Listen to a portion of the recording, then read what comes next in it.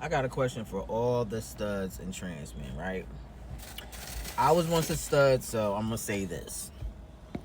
And I've been in the game for over 30 years, so I can say it.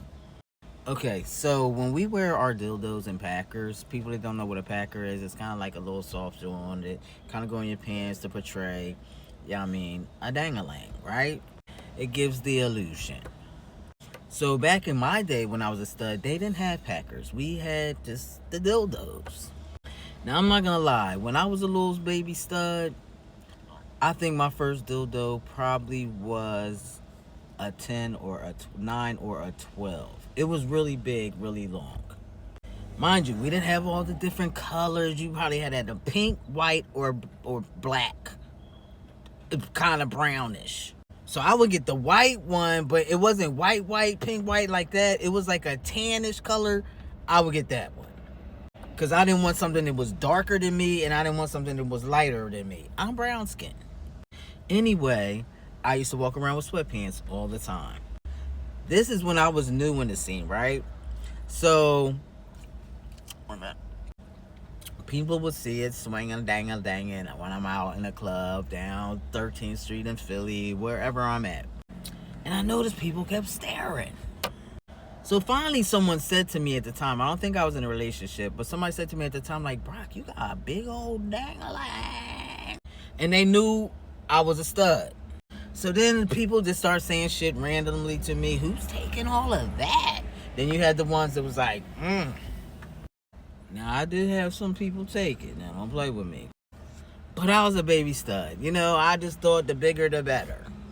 And from what I hear, the bigger the better is not always better. They actually said in the back area, it might be a little better because it fills the hole. But, yeah, that's another story. Okay, so my whole point of this video, you guys, is why do we wear these big things, right? I understand when you're a stud, we feeling ourselves that way we do. But once we become trans men, or y'all go further to say, men, I'm a trans man, I'm not a man. We grown now. We're grown now. And we know some of these big things is like, don't even look right in our pants, right? I be so sick and tired of seeing, especially this trans man. I'm not even gonna say the studs because they still learning. But this day and age, come on. You shouldn't have a dang-a-lang on that's bigger than you. Yes, I have seen small men my height with big dang-a-langs, but it don't be looking like it looks in your pants. Yours. You.